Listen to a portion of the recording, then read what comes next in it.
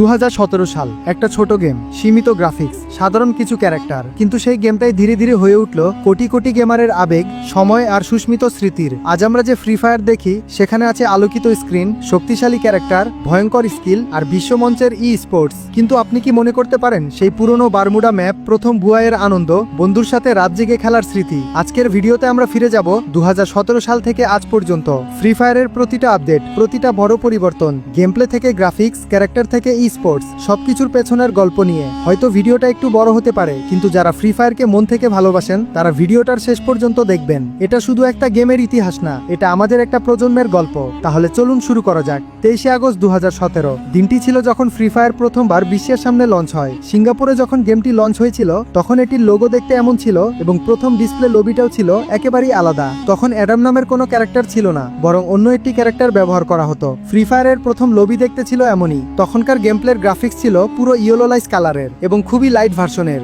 সেই সময় গেমটিতে মাত্র একটি মোড ছিল, ব্যাটল রয়্যাল মোড, আর সেটার প্রথম ম্যাপটাও ছিল এইরকম। প্লেন ছিল অনেক ছোট এবং ধূসর রঙের, জাম্পিং স্টাইল ও ল্যান্ডিং সিস্টেমও ছিল খুবই সাধারণ। এটাই ছিল 2017 সালের ফ্রি ফায়ার। এরপর আসে 2018 সাল, যখন ধীরে ধীরে অনেক মানুষ গেমটি ডাউনলোড করা শুরু করে এবং খেলতে থাকে। মানুষের কাছে গেমটি পরিচিত হতে থাকে এবং ধীরে ধীরে ভালো ভালো লবি দেখা যেতে শুরু করে। প্লেনের ডিজাইনেও অনেক উন্নতি হয়। 2018 সালে ল্যান্ডিং স্টাইল এমন ছিল এবং প্যারাসুট ওপেনিংও দেখা যেত। একই সঙ্গে গেম প্লে ও গ্রাফিক্স অনেক উন্নতি হয় এবং মানুষের মধ্যে ধারণা তৈরি হয় যে ফ্রি ফায়ার এখন একটি ভালো গেম হয়ে উঠেছে। 2018 সালে ম্যাপেও অনেক পরিবর্তন আসে। 2017 সালের তুলনায় অনেক নতুন নতুন জায়গা যোগ করা হয়, গাছপালা সহ নানা উপাদান উন্নত করা হয়। মার্চ 2018 পর্যন্ত ছোটখাটো পরিবর্তন চলতে থাকে। এরপর গেমটি হঠাৎ বড় এক লাভ দেয় এবং ডেভেলপাররা ভাবতে শুরু করে যে আরো বড় কিছু করতে হবে। তখন থেকে গেমে বড় বড় এবং গুরুত্বপূর্ণ পরিবর্তন আসতে শুরু করে। 14 মার্চ গেমে একটি নতুন জায়গা যোগ হয় যার নাম ছিল সেন্টোসা। এটি ম্যাপের একদম শেষ দিকে ছিল এবং এখানে সব থেকে বেশি লুট পাওয়া যেত।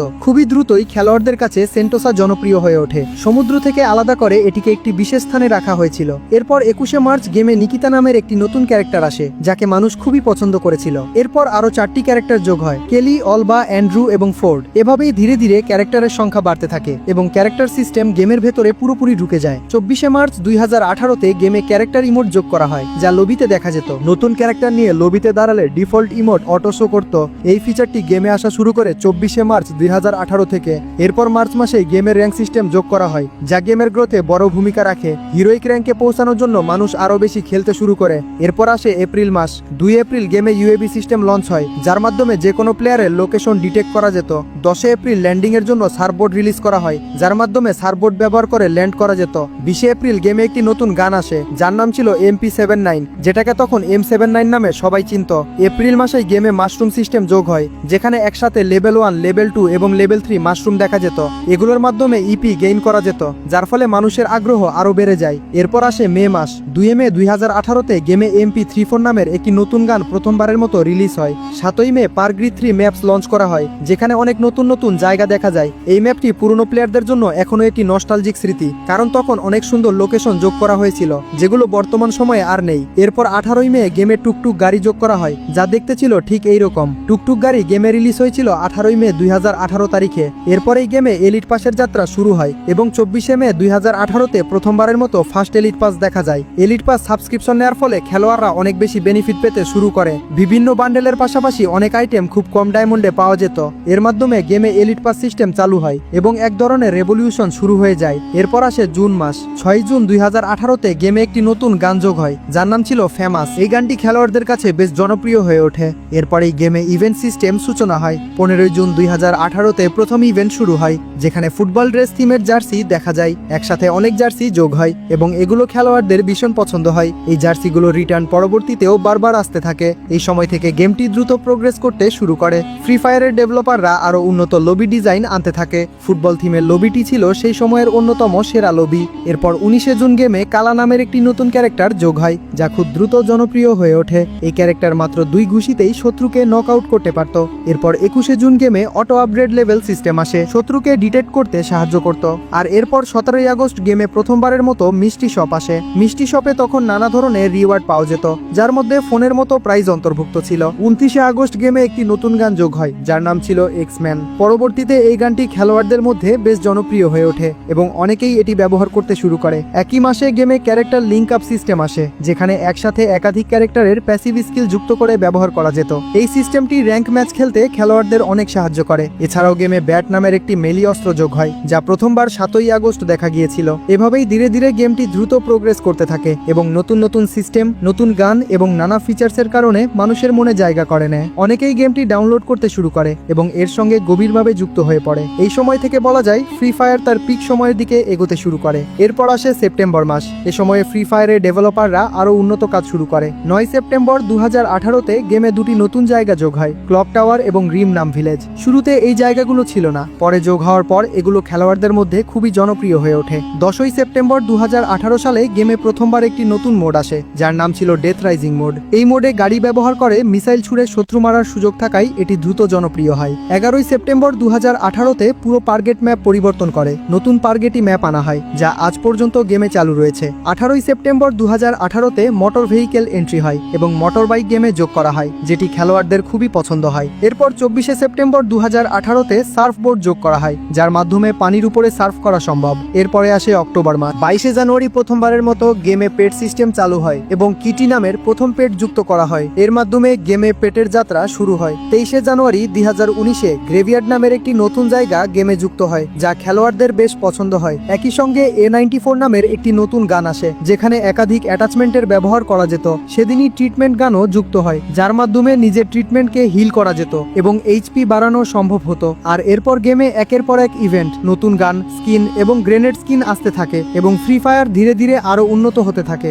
19শে মার্চ 2019 সালে হায়াত নামের একটি নতুন ক্যারেক্টার যুক্ত হয়, যা একসময় সব থেকে বেশি ব্যবহৃত ক্যারেক্টারে পরিণত হয়। একই সময়ে কাটানা নামের একটি নতুন মিলে ওয়েপন আসে, যা খেলোয়াড়দের কাছে খুবই জনপ্রিয় হয়। এই কাটানা দুইটি বডি শটে শত্রুকে শেষ করতে পারত এবং হেডশট হলে এক শটেই শত্রু মারা যেত। সেই দিনই অবজারভেটরি নামে একটি নতুন জায়গা বারমুডা ম্যাপে যুক্ত করা হয়, যা এখনো গেমে রয়েছে। এরপর 25শে জানুয়ারি গেমে জম্বি মুড যুক্ত হয়, যা ফ্রি ফায়ারের সবথেকে রেয়ার এবং জনপ্রিয় মুডগুলোর একটি হিসেবে পরিচিত ছিল। এ সময়ে ফ্রি ফায়ার গেমের গ্রাফিক্সেও বড় ধরনের উন্নতি হয় এবং অনেক পরিবর্তন আসে। 8 মে 2019 সালে ব্লু জোন সিস্টেম চালু হয়, যেখানে সবথেকে বেশি লুট পাওয়া যেত। একই দিনে আউটপোস্ট সরিয়ে তার জায়গায় ব্লু আইস নামের নতুন একটি প্লে যুক্ত করা হয়। পাশাপাশি জোন ডিটেক্ট করার ডিভাইস যোগ করা হয়, যার মাধ্যমে পরবর্তী সেফ জোন কোথায় হবে তা আগে আন্দাজ করা যেত। সেই দিনই গেমে চিপ লাইন এবং লঞ্চ প্যাড যুক্ত করা হয়, যার সাহায্যে খুব দ্রুত এক জায়গা থেকে অন্য জায়গায় যাওয়া সম্ভব ছিল। একই দিনে CG-15 নামের একটি নতুন গান যুক্ত হয়, যা সে সময়ে সবথেকে শক্তিশালী গানগুলোর একটি ছিল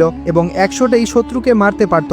এরপর 25শে জুন গেমে টক্সিক জোন যুক্ত করা হয়, যা পরবর্তীতে গেম থেকে সরিয়ে ফেলা হয়। এই জোনে ঢুকলে আর্মারে ড্যামেজ হতো। একই সময়ে গেমে গ্যাটলিং গান নামের একটি নতুন মেশিন গান যুক্ত হয়, যেটা ধরলে দেখতে ভিন্ন রকম লাগতো এবং একসাথে প্রচুর গুলি ছুটতে পারত। 25শে জুন গেমে রিপেয়ার কিট দেখা যায়, যার সাহায্যে আমরা আমাদের আর্মার রিপেয়ার এবং আপডেট করতে পারতাম। এরপর গেমে একটি নতুন র্যাঙ্ক আসে, যা গ্র্যান্ড মাস্টার নামে পরিচিত এবং এরপর গ্র্যান্ড মাস্টারের প্রতি ক্রেজ অনেক বেড়ে যায় এবং মানুষ গ্র্যান্ড মাস্টারের জন্য র্যাঙ্ক পুশ করতে শুরু করে। এতগুলো নতুন ফিচার 25 জুনে যুক্ত হয়। এরপর মানুষ গেমে আগ্রহী হতে শুরু করে এবং মিলিয়ন মানুষ গেমের সাথে যুক্ত হতে থাকে। যখন গেমে 4v4 অর্থাৎ ক্লাস স্কোয়াড মোড যুক্ত হয়, এটি আমাদের গেমে 13ই আগস্ট 2019-এ যুক্ত হয় এবং তখন অনেক মানুষ এটি খেলতে আগ্রহী হয়। মানুষ বারমুডা র্যাঙ্কে ছেড়ে ক্লাসি স্কোয়াড মোড খেলতে শুরু করে এবং এটি সবথেকে জনপ্রিয় মোডের মধ্যে একটি হয়ে যায়। এখানে অনেক খেলোয়াড় একসাথে যুক্ত হয়, যেখানে 4 জন সামনে থাকে আর 4 জন পেছনে থেকে আসে এবং গানের সাহায্যে মারধর করে। অনেকে এটি খেলতে উপভোগ করতে থাকে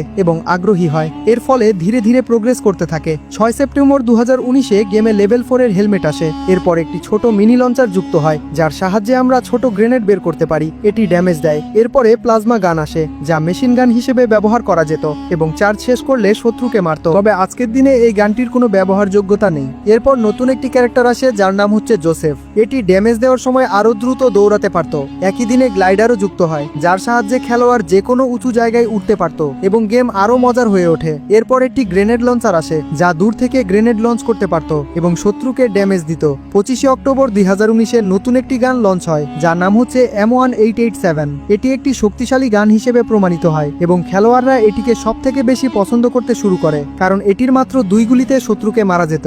এরপর 26 অক্টোবর গেমে একটি নতুন জনপ্রিয় মোড আসে, যার নাম হচ্ছে পাম্পকিন মোড। এখানে শত্রুকে মারলে খেলোয়াড়ের মাথায় পাম্পকিন আসে। এটি খেলোয়াড়দের খুবই পছন্দ হয় এবং তারা এই মোডে খেলতে বেশি আগ্রহী হয়। এরপর বন্ধুরা ফ্রি ফায়ারের আসল গ্রোথ শুরু হয়, যা আসল বিপ্লবের সূচনা। 5 নভেম্বর ফ্রি ফায়ার ব্রাজিলের পপ সিঙ্গার ডিজালোকের সাথে কোলাবোরেশন করে। এটি সেই সময় যখন ফ্রি ফায়ার সম্পূর্ণ পিক পর্যায়ে পৌঁছে। এই চরিত্রটি এতই শক্তিশালী প্রমাণিত হয় যে ফ্রি ফায়ারের প্রতিটি খেলোয়াড়ের একমাত্র নাম হয় ডিজালক। ইউটিউবারদের কমেন্টসে সবাই লিখতো ডিজালক দাও, ডিজালক দাও। ডিজালকের জন্য অনেক ইউটিউবার বৃদ্ধি পেয়েছে এবং কিছু ফেক প্রমোশনও হয়েছে। অর্থাৎ ডিজালক ফ্রি ফায়ারের এত ক্রেজ সৃষ্টি করেছে যে কেউ ডিজালকের জন্য কিছু করতে দ্বিধাবোধ করতো না। কেউ কেউ 30 মিলিয়ন পর্যন্ত ফলোয়ার পেয়েছে, কেউ ইনস্টাগ্রামে লাখ লাখ ফলোয়ার পেয়েছে। অনেক ইউটিউবার শুধু ডিজালকের কারণে গ্রো করতে পেরেছে।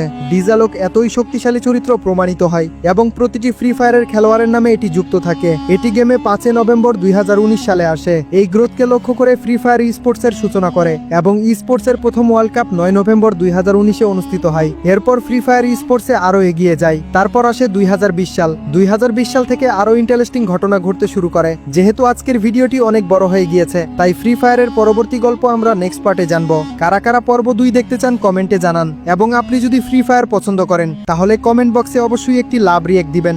আপনাদের যদি ভালো রেসপন্স পাই তাহলে ফ্রি ফায়ারের পর্ব 2 আনবো এবং সেখানে ফ্রি ফায়ারের বর্তমান পর্যন্ত সকল কাহিনী বলবো। তো আজকের ভিডিওটি বেশি বেশি শেয়ার করে সবাইকে জানিয়ে দেন। ভালো থাকবেন, টেক কেয়ার।